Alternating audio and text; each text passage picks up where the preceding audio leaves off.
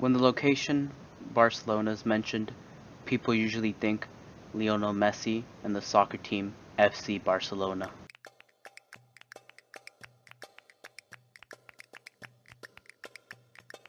They are considered to be one of the best clubs in the world. With their increasing popularity, they have helped Barcelona, Spain, become a popular tourist attraction. But if you ask a Catalan resident what is their state's proudest achievement, he most likely will answer La Sagrada Familia. What many don't know is that Barcelona holds the largest unfinished Roman Catholic church in the world, a remarkable piece of architecture. Hello, my name is Umberto Gaitan, and I am in Dr. Craig's Art 200 class, and this is my investigative project. Let's begin. Barcelona's most famed monument, La Sagrada Familia, is an impressive work of architectural design that is still under construction ever since the first brick was placed in the late 1800s. Antoni Gaudi, the architect responsible for its Art Nouveau Gothic design, died at an early phase, and since then numerous architects have tried to finish what he started. Gaudi's death is not the only complication this unfinished Catholic church has faced. The cathedral has gone through the Spanish Civil War of 1936, vandalism which destroyed many of Gaudi's plans, and has stirred controversies within the Catalan citizens. Before starting this project, the first time I saw this church was in a previous art class. I was impressed with its design and how different it was to the rest of the churches. My goal for this project was to find out why it took so long to finish, and about the man behind the design.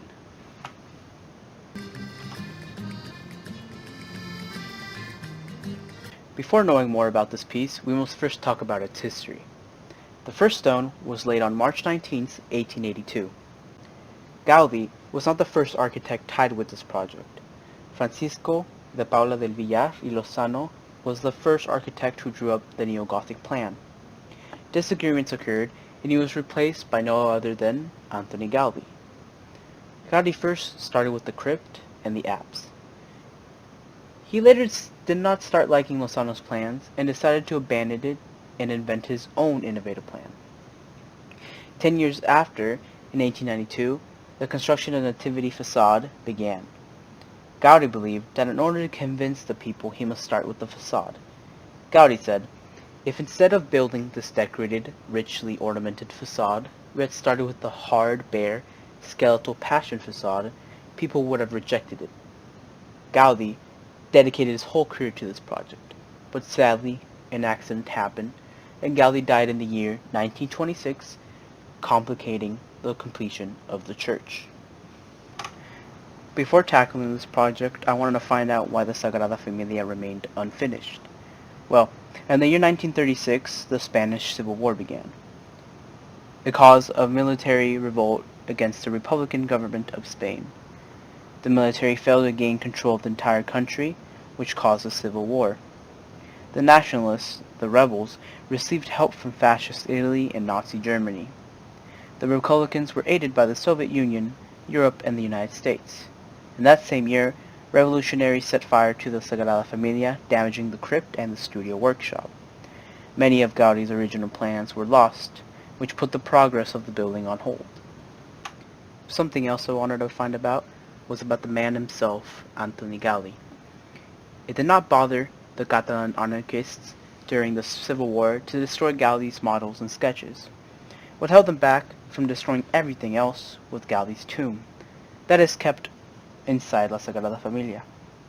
From the article, Gaudi's La Sagrada Familia, Genius or Folly, Gaudi was considered a saint by people of all classes and beliefs. Their grief was with General Francisco Franco and the Catholic Church. Him dedicating his whole life to this project in a way strengthened Christianity. Hansbergen, in his book The Sagrada Familia, The Astonishing Story of Gaudi's Unfinished Masterpiece, states, "If it was Gaudi who built the Sagrada Familia, it was also the Sagrada Familia that made him the devout Christian that he would finally become." Here, in the respect of many Christians and cardinals, Gaudi transformed the city of Barcelona. While the Sagrada Familia is treated as a delicacy in the city of Barcelona, there are others who aren't so fond of it.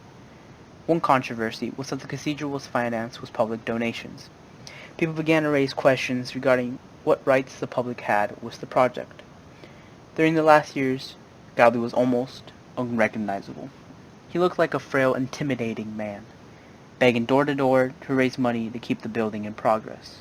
In the year 1985, Mr. Bonet decided to take on this project, and he has been criticized ever since for making modifications going against Gaudi's plans. Some have even argued that the church should stay unfinished. Other artists, like for example Salvador Dali, creator of The Persistence of Memory, also shared his opinion on this building.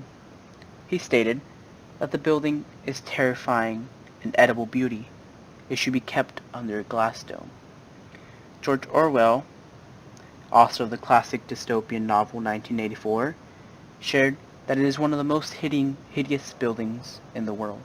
For one of my comparative pieces, I picked the Colosseum. They do not have the same style of architecture, or do both have religious motives, but what they do share in common is how important it is to their cities. The Colosseum attracts millions of people from all over the world to Rome, Italy. The Colosseum is a treasured item and is respected by citizens all around. I feel that the Sagrada Familia shares those attributes, that both should be honored as masterpieces. The Chartres Cathedral is one of the most well-known Gothic cathedrals in the world. Its large, beautiful, decorated windows, the flying buttresses coming from the roof, its design is notorious. It was built with the mindset of strengthening Christianity. The Sagrada Familia and the Chartres Cathedral have two distinct ways in celebrating religion.